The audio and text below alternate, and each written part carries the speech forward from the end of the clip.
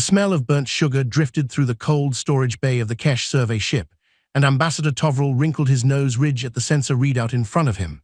He had seen many strange things in his long career, but nothing like this. On the screen, a human colony called Haven Outpost sat on a dry, rocky world with thin soil and almost no fresh water. By every measure the Kesh Compact used to judge a species, these humans should have been dead months ago. Tovril tapped the screen again, hoping the numbers would change. They did not. The scans showed humans eating things that would kill most other species in the galaxy: fermented plant matter, charred animal flesh, liquids that gave off gases strong enough to strip paint. His own science team had labeled these things as biological waste, not food. Yet here the humans were, walking around, working, and according to the health scans, perfectly fine. "This cannot be right," Tovril said to the young officer standing beside him.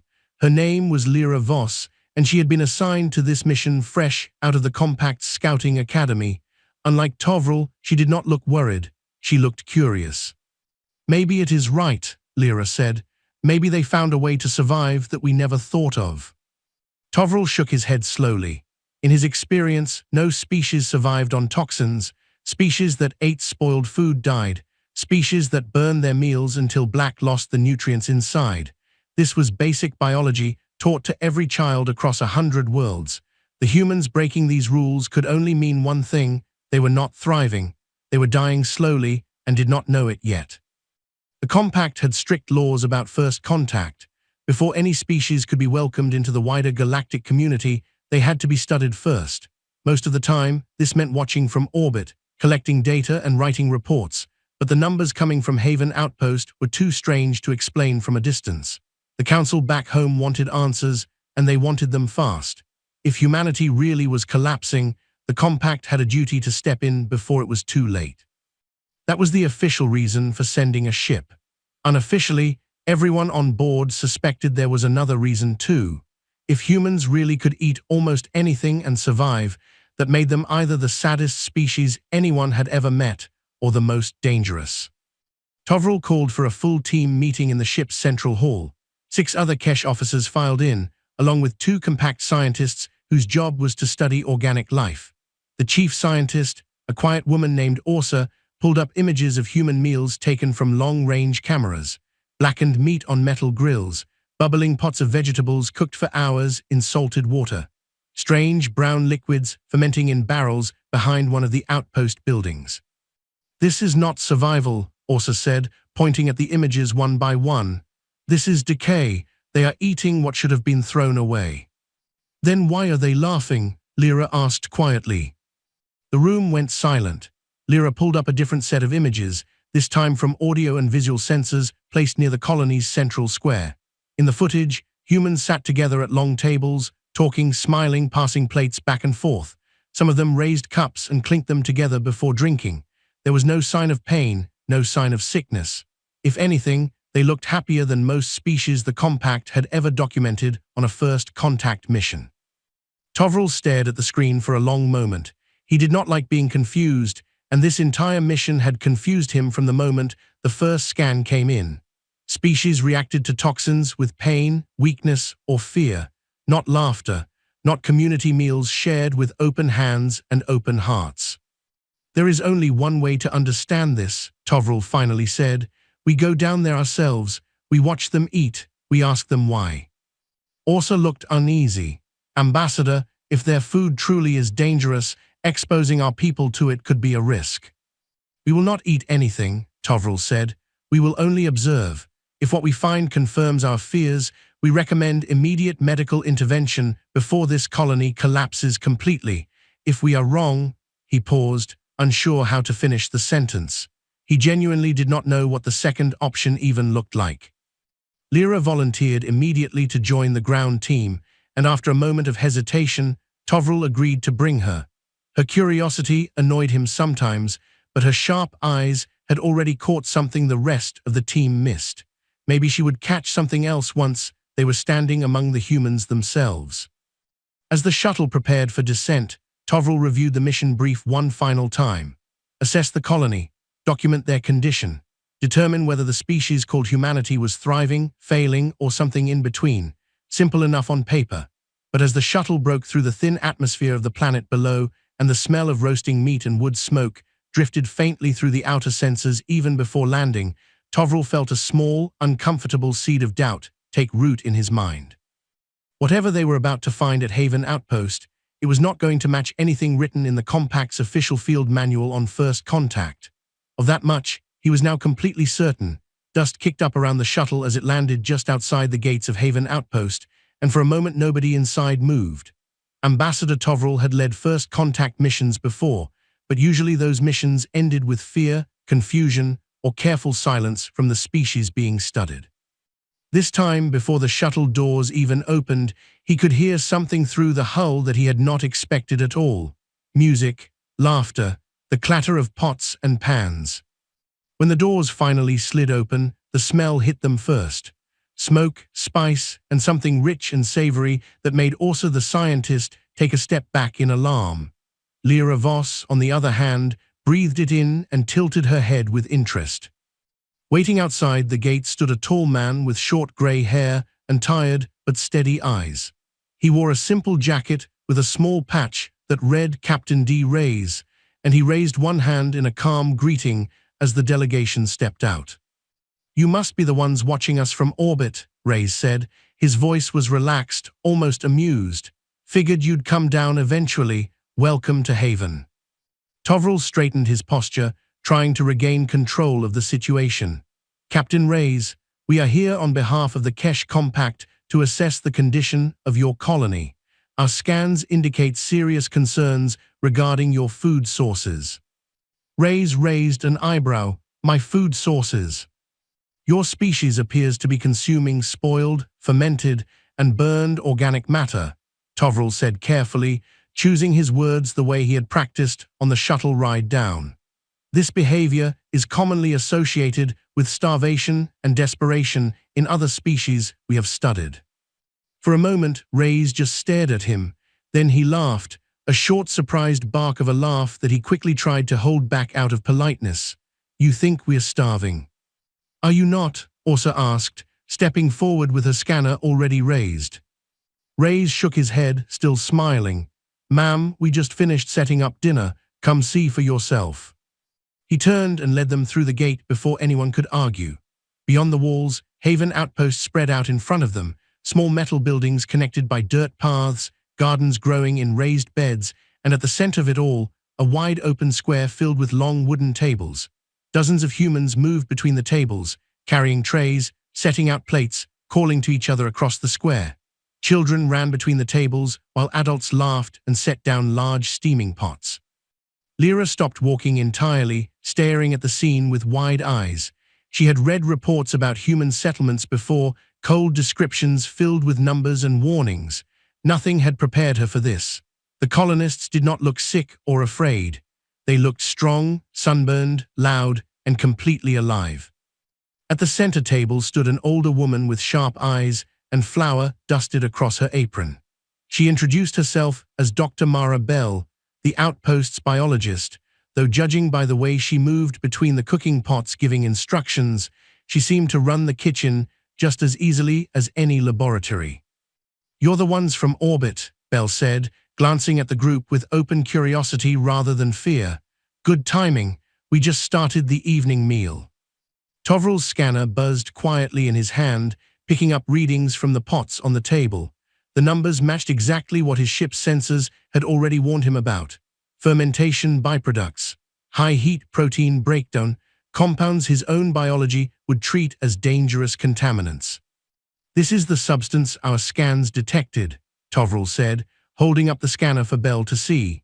"You are aware this reading indicates biological hazard levels far above safe consumption limits for most known species." Bell glanced at the scanner, then back at Tovril, unbothered. "For most species maybe, not for us. This is just stew." "Stew," Tovril repeated the unfamiliar word slowly. "Meat, vegetables, salt, heat, and time," Bell said simply. "Humans have been making it for thousands of years. It's not poison, Ambassador, it's dinner." Orsa leaned in close to Tovril, her voice low and urgent. "Their biology must process these compounds differently than we assumed. This does not match any threat profile in our archives. Tovril said nothing, watching as more colonists gathered around the tables, filling bowls, passing bread, calling out to friends across the square. There was no fear here, no desperation, just an ordinary evening meal shared by people who did not seem to know or care that the rest of the galaxy considered their food dangerous. Captain Reyes gestured toward an empty bench at the nearest table. "You're welcome to sit. We don't get visitors from space too often. Figured we'd at least offer you a seat before deciding whether you're a threat or not." Tovril hesitated. Every instinct told him this was reckless, that his own science team's warnings could not simply be ignored because a captain smiled and a biologist called poison dinner. And yet, looking around at the healthy, laughing colonists filling their bowls without a hint of fear, he found himself wondering, for the first time since the mission began, if perhaps his instincts were the ones that needed correcting. "We will observe," Tovril said carefully, lowering himself onto the bench. Beside him, Lyra Voss was already leaning forward, eyes fixed on the pot of stew being carried toward their table, curiosity written plainly across her face. Steam rose from the big black pot in the middle of the table, and Tovril found himself watching it the way one might watch a predator circling a herd. Beside the pot stood an old man with weathered hands and sharp eyes, sleeves rolled up to his elbows despite the evening chill. Captain Reyes introduced him simply as Elder Sten, though the way the other colonists spoke his name carried real respect. Sten had been a chef once, long before Haven Outpost existed, back on Earth in a life most of the younger colonists only knew through his stories. Even now, with limited supplies and harsh growing conditions, he refused to let a single meal go without proper care. Tonight's dinner was his creation, and he clearly took pride in it. "Fermented cabbage," Sten said, setting a small bowl in front of Tovril without being asked. "Salted, packed, and left to sit for weeks. Some folks back home used to think it sounded disgusting too, until they tried it."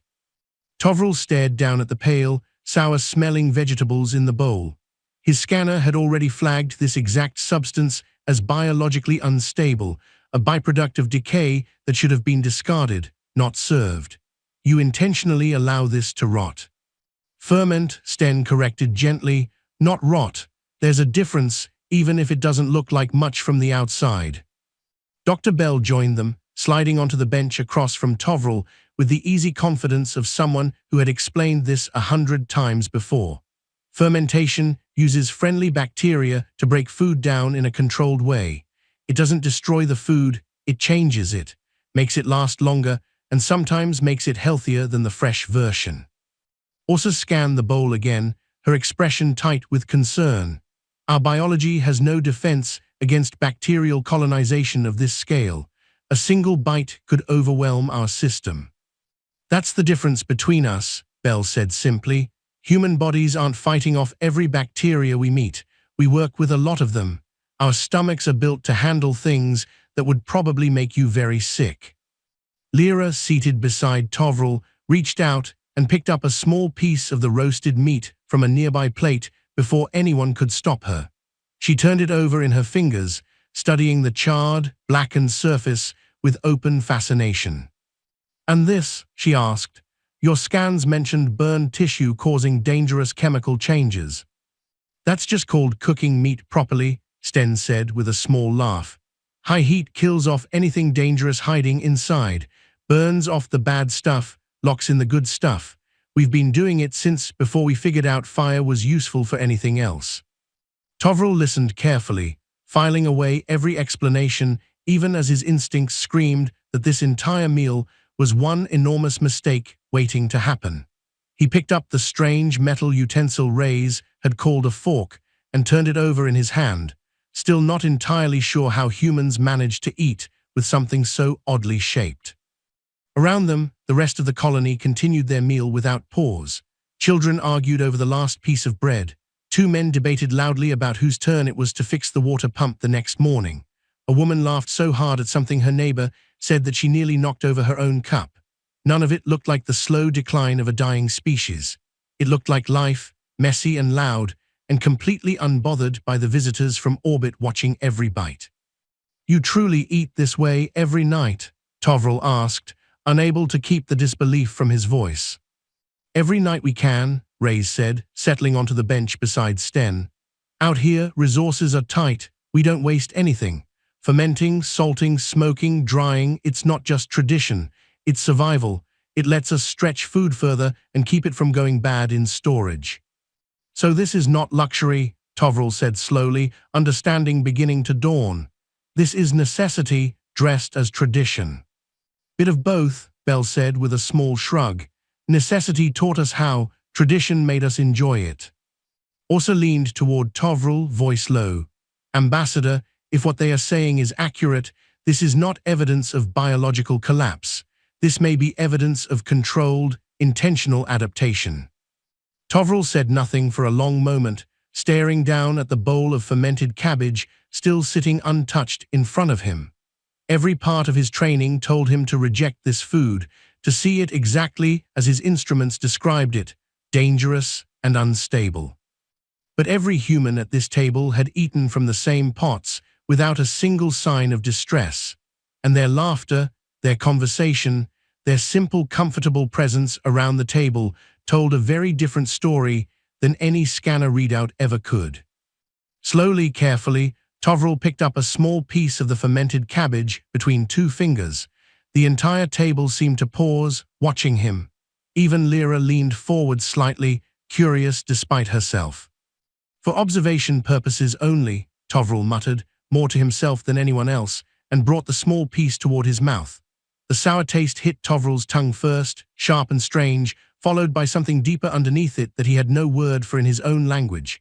He froze for a moment, waiting for his body to react the way his training told him it should. Waiting for pain, for warning signs, for anything that matched the danger his scanner had promised him. Nothing happened, no burning, no sickness.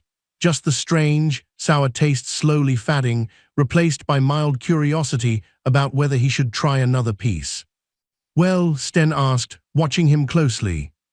It is unusual, Tovril admitted slowly, not unpleasant. A few colonists nearby chuckled, and even Reyes allowed himself a small, satisfied smile. Lyra, still holding her piece of roasted meat, seemed to take this as permission. She lifted it to her mouth and took a small bite before Orsa could stop her. Officer Voss, Orsa said sharply, that was not authorized. Lyra chewed slowly, her expression shifting through several stages of surprise. It's warm, smoky. There's a texture I've never... She stopped mid-sentence, her eyes widening slightly as a strange, tingling sensation spread across her tongue. Bell was already moving, medical instincts kicking in immediately. Some species have mild reactions to unfamiliar proteins the first time. It's usually nothing serious, but let's not take chances. She guided Lyra to sit down properly and passed her a cup of water. Sip this, slowly. Tovril felt his earlier calm evaporate instantly. Explain yourself, officer, that was reckless. I wanted to understand, Lyra said, though her voice wavered slightly as the strange tingling in her mouth grew stronger. You can't fully understand a species by scanning their food from orbit. You have to taste it, feel it, live it, even for a moment. Reyes moved quickly, but calmly. Kneeling in front of Lyra and checking her pulse the human way, 2 fingers pressed gently against her wrist. Breathing okay? Yes, Lyra said, though her voice sounded slightly strained. Just strange. My body feels like it is confused. That tracks, Bell said, running her handheld scanner over Lyra's skin. Your system is trying to figure out how to process something it's never seen before. Give it a few minutes. Humans go through this too sometimes, trying new foods from other cultures back on Earth. The next several minutes passed slowly, the entire table watching in tense silence as Lyra sat quietly, breathing steady, color slowly returning to her face. Tovril hovered nearby, torn between professional concern and a strange, reluctant curiosity of his own. Orsa kept her scanner trained on Lyra the entire time, recording every fluctuation in her readings. Finally, Lyra let out a long breath and smiled weakly. I feel fine, actually, better than fine. That tingling is gone. Bell checked her scanner one more time and nodded, satisfied. Vitals are stabilizing. If anything, some of her readings actually improved slightly compared to before she ate. Orsa stared at her own scanner in disbelief. That is not possible. Foreign biological material should stress the system, not strengthen it. Not always, Bell said. Sometimes controlled exposure helps the body adapt. It's part of why human immune systems are so flexible. We are built to handle a wide range of threats, not just one narrow set of conditions. Tovril sat back down slowly, processing everything he had witnessed in the last several minutes. An officer under his command had eaten food his own instruments labeled as dangerous, suffered a brief and mild reaction, and emerged from it seemingly healthier than before. This did not match anything in the Compact's official records on first contact biology. Captain Reyes leaned forward, resting his elbows on the table. Look, I get that this is a lot to take in. From where you're sitting, our whole way of eating probably looks like slow suicide, but from where we're sitting, this is just Tuesday dinner. Your species treats potential poison as routine, Tovril said quietly, more to himself than to Reyes. Depends on your definition of poison, Reyes said with a shrug. Everything can be dangerous in the wrong amount, prepared the wrong way. We just learned how to prepare it the right way over thousands of years of trial and error. A lot of that trial ended badly for somebody somewhere along the line, but we kept the parts that worked. Beside him, Lyra sat up straighter, some of her usual curiosity returning to her expression despite the lingering unease on Orsa's face. Ambassador, if I may, what if this is not a weakness at all? What if this is one of their greatest strengths? Tovril did not answer immediately. He simply looked around the table, at the laughing children, the steaming pots, the calm confidence on every human face, and felt the seed of doubt from earlier in the day grow just a little bit larger.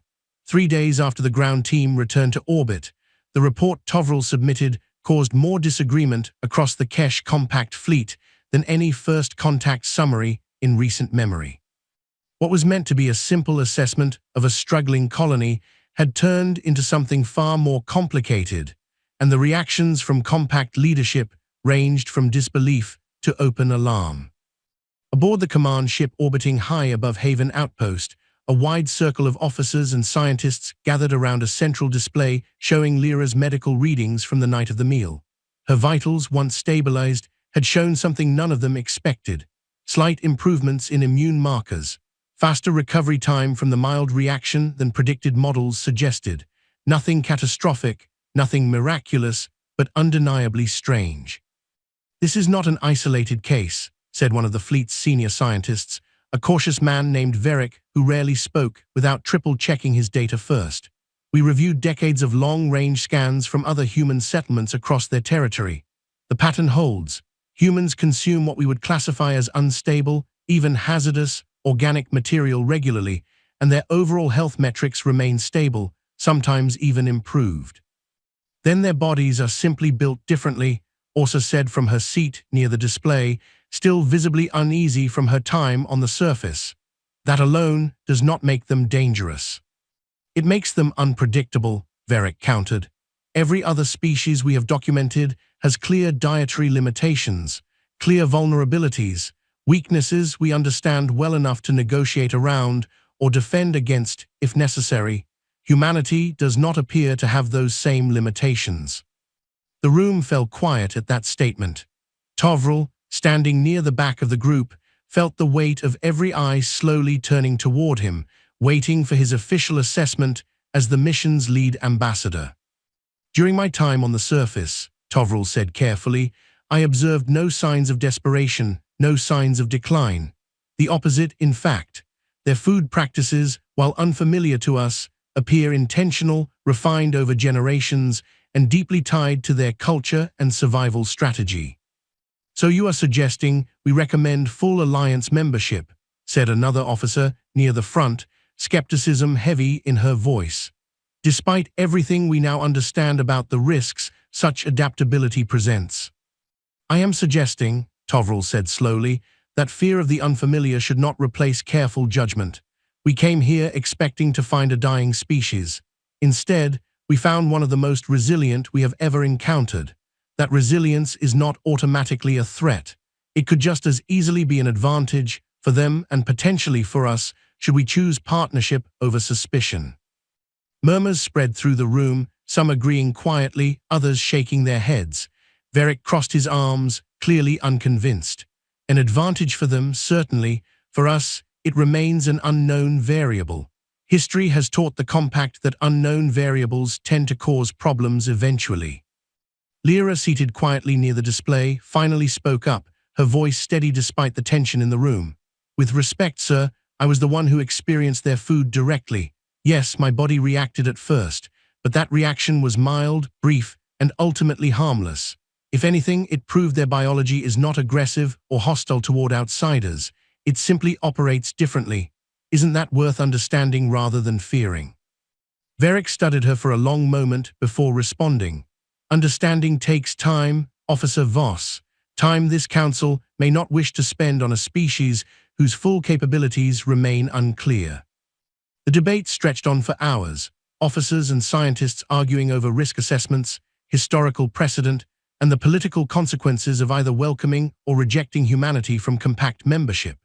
Through it all, Tovril found himself thinking back to that evening at the long wooden tables, the sound of laughter carrying easily across the square, the easy way Reyes and Bell and Sten had simply offered a seat and a warm meal to strangers who had arrived expecting to document a tragedy. That was not the behavior of a desperate, dying species. That was the behavior of a people confident enough in their own strength to share it freely, without hesitation, even with those who did not yet understand them. Finally, near the end of the meeting, the fleet's ranking commander called for silence and turned to Tovril directly. "Ambassador, your official recommendation. Now." Tovril straightened, choosing his words with the same careful precision he had used his entire diplomatic career. "My recommendation is this. Humanity should not be feared for their resilience. They should be studied, respected, and if the Council allows it, welcomed as potential partners. What we witnessed at Haven Outpost was not decline. It was strength, expressed in a form we simply were not prepared to recognize." The room remained silent for a long moment after he finished speaking. Somewhere behind him, Lyra allowed herself a small, quiet smile, and Tovril found himself, for the first time since the mission began, feeling something close to certainty about the decision he had just made. Word of the Council's decision reached Haven Outpost on a quiet morning, carried down from orbit by a small shuttle that landed just outside the gates without any of the tension that had surrounded the first visit weeks earlier. This time, the colonists barely paused their work to watch it land. A few children waved. One man called out a greeting without even looking up from the water pump he was fixing. Captain Reyes met the shuttle personally, arms crossed, expression calm but curious. When the doors opened, he was not entirely surprised to see Tovril step out first, followed closely by Lyra, both looking far more relaxed than they had during their first visit. "Ambassador," Reyes said with a small nod, "wasn't sure we'd see you again so soon." "Neither was I," Tovril admitted, "but the Council has reached a decision, and I wish to deliver it myself." Reyes gestured toward the square, where a few colonists were already setting up tables for the midday meal, smoke rising gently from the cooking fires nearby. "Figured as much. Come on, you can tell us over lunch." Tovril hesitated only briefly this time before following. The smell of roasting vegetables and fresh bread no longer struck him as strange or alarming. If anything, after weeks of reviewing reports and debating councils, the simple warmth of it felt almost comforting. As they walked, Tovril explained the Council's ruling. After extensive debate, humanity had been granted provisional membership within the Kesh Compact, a rare honor typically reserved for species that had proven both stability and strength. Their unusual dietary adaptability, once feared as a dangerous unknown, had ultimately been reclassified as a remarkable survival advantage, one that many within the Compact now hoped to study and understand rather than avoid. "Provisional," Reyes repeated thoughtfully, "so we're still on probation in a sense." "In a sense," Tovril agreed. "Trust is not built in a single meeting, Captain, but it is a beginning. A far better beginning than I expected when this mission started." They reached the square just as Elder Sten was setting out the first trays of food, and upon seeing the familiar faces, he waved them over without hesitation. "Ambassador, back again already? Good timing, made extra today." Lyra approached the table eagerly this time, no scanner in hand, no hesitation in her posture. "Elder Sten, might I request something new today, something I have not yet tried?" Sten grinned, clearly pleased by the question. "Now that's the spirit. Sit down, I'll fix you up something special." Belle joined them a moment later, wiping her hands on her apron before taking a seat across from Tovril. "So, official alliance now, guess that means more visitors from orbit." "Likely so," Tovril said, "though I suspect few will arrive as unprepared as we did." Belle laughed softly. "Don't be too hard on yourselves. Most people take one look at our diet and assume the worst. You're not the first, and you probably won't be the last." As the meal progressed, more colonists gathered around the tables, drawn by the smell of fresh food and the easy, familiar rhythm of another shared dinner. A few curious glances were cast toward the two Kesh visitors, but no fear, no hesitation, only mild curiosity, much like the reaction humans might give any new neighbor moving into town. Reyes raised his cup partway through the meal, drawing the attention of those nearby. "To new friends," he said simply, "and to dinners that turned out to be a lot less deadly than expected." Laughter rippled through the tables, and even Tovril found himself allowing a small, genuine smile as he raised his own cup in response. Beside him, Lyra had already finished the small portion Sten prepared for her and was asking for a second helping, her earlier hesitation completely gone. Later that evening, as the shuttle prepared for its return trip to orbit, Lyra approached Tovril with a request that clearly surprised him. "Ambassador, I would like to request reassignment, permanent placement here at Haven Outpost as a cultural liaison between our people." Tovril studied her for a long moment before nodding slowly. "I believe that request will be approved without much difficulty. You have proven yourself remarkably capable of understanding what the rest of us nearly missed entirely." As the shuttle lifted off into the darkening sky, Reyes stood at the gates of Haven Outpost, watching it go, the warm light of cooking fires still glowing behind him and the sound of laughter still drifting across the square. What had begun as a mission built on fear and misunderstanding had ended, quite simply, around a shared table and a warm meal, proving once again that sometimes the greatest strength a species can offer isn't found in weapons or technology, but in something far simpler.